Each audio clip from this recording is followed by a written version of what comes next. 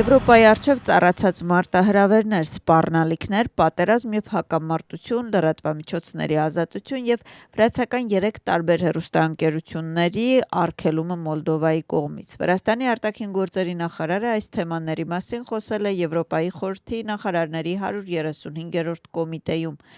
Այցի շրջանակներում հանդիպումներ են տեղի ունեցել Սերբիայի, Լյուքսեմբուրգի, Ուկրաինայի արտաքին գործերի նախարարների հետ։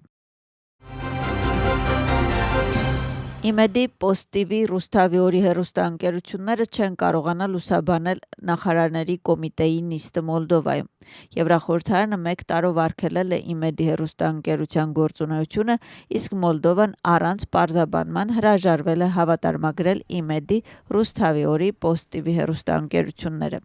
Իշխող թիմը կտրուկ քննադատում է Եվրախորհրդարանի եւ Մոլդովայի որոշումը եւ հայտարարում, որ սա վրեժխնդրություն է վրաց ժողովրդի նկատմամբ։ Մինչդեռ ընդդիմությունը հայտարարում է, որ վրացական երազանքը հիբրիդային պատերազմ է մղում վրացական հասարակության դեմ այս լրատվամիջոցների միջոցով եւ որ այդ լրատվամիջոցները անկախ չեն։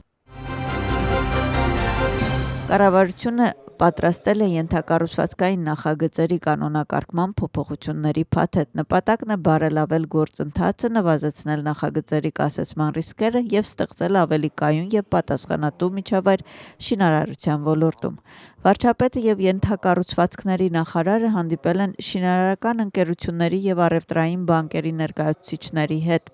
Նախաձեռնության համաձայն կբարձրացվի վերադիր ծախսերի եւ չնախատեսված ծախսերի սահմանաչափը, կթարմացվեն շինանյութերի եւ մեքենաների գները եւ կներդրվի ինդեքսավորման մեխանիզմ, որը կապահովի պայմանագրի արժեքի մասնակի ճշգրտում նախագծերի ընթացքում գների փոփոխության դեպքում։ Կասպիի գործարանում մեկնարկվել է $70 միլիոն նոր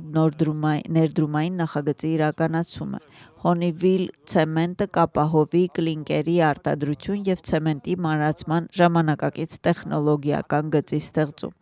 Նորարարությունը մասամբ կօգտագործի առկա ենթակառուցվածքները եւ կկարողանա տարեկան արտադրությունը 400,000 տոննայով ավելացնել։ Այս ներդրմամբ ընկերությունը անցնում է զարգացման նոր փուլ։ Սկսվել են մայիսի 17-ի երթի նախապատրաստական աշխատանքները։ Ընտանիքի սրբության օրը սահմանվել է նորին սրբություն Իլյա II կողմից։ Եկեղեցական ծխական համայնքը ժամը 11-ին կանցկացնի ավանդական երթ Քաշվերթի տաճարից դեպի Երրորդության տաճար, որին կմասնակցեն ծխական համայնքներ եւ նրանց առաջնորդներ, ինչպես նաեւ կիրակնօրյա դպրոցներ։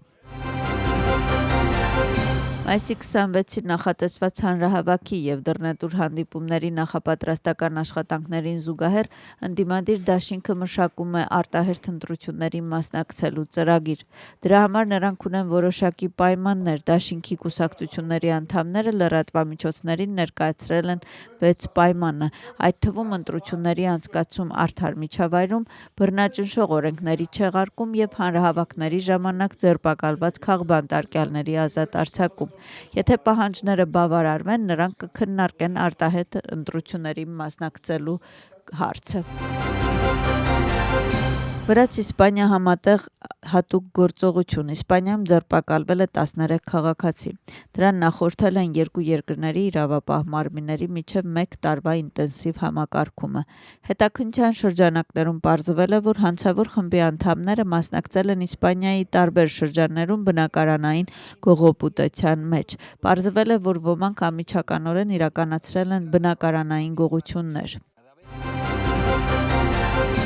ԱՄՆ-ի նախագահի այցը Չինաստան ավարտվեց։ Դոնալդ Թրամփը արդեն լքել է Պեկինը եւ ուղևորվում է Վաշինգտոն։ Նավի վրա գտնվելու ընթացքում նա ամփոփել է Չինաստան կատարած իր այցը եւ լրագրողների հետ զրուցելիս խոսել է Թալվանի խնդրի մասին։ Նա ասել է, որ վիճելի կղզու վերաբերյալ որևէ խոստում չի տվել եւ Թայվանին զենք վաճառելու որոշումը դեռևս չի կայացվել։ Դոնալդ Թրամփը լրագրողների հետ խոսելիս Մեծ Բրիտանիայի վարչապետի մասին ասել է, որ միգրացիայի եւ էներգետիկայի ոլորտում անգործության դեպքում ինքը ռիսկի է բախվում։ ԱՄՆ-ի նախագահի խոսքով հենց միգրացիայի եւ էներգետիկայի պատճառով է, որ ինքը մեծ խնդիրների մեջ է եւ ստարտմերը շատ վատ է տիրապետում էներգետիկային։ Ռուսաստանի նախագահ Վլադիմիր Պուտինը հաջորդ շաբաթ մեկօրյա այցով կժամանի Պեկին, տեղեկությունը տարածում է չինական լրատվությունը։ Աղբյուրներից մեկը հայտնում է, որ այցը հավանաբար կկայանա մայիսի 20-ին։ Ասում են, որ այցը Մոսկվայի և Պեկինի միջև շարունակական կանոնավոր հարաբերությունների մաս է կազմում և չի սպասվում, որ այն կուղեկցվի հատուկ արարողությամբ։ Գիշճի կուսակցությունը խոսում է Թբիլիսիի կայանատեղերի ենթակառուցվածքների կազմակերպման նախաձեռնության մասին։ Գյորգի Գվենետաձեն և Դավիթ Փանջիկիձեն մատնանշում են մեքենաների քանակի և կայանատեղերի միջև կրիտիկական անհավասարակշռությունը։ Նրանց պարզաբանմամբ նշված նախաձեռնության նպատակն է ավելացնել կայանատեղերի քանակը կանոնակարգերի պարզեցման և այլ միջոցառումների իրականացման միջոցով։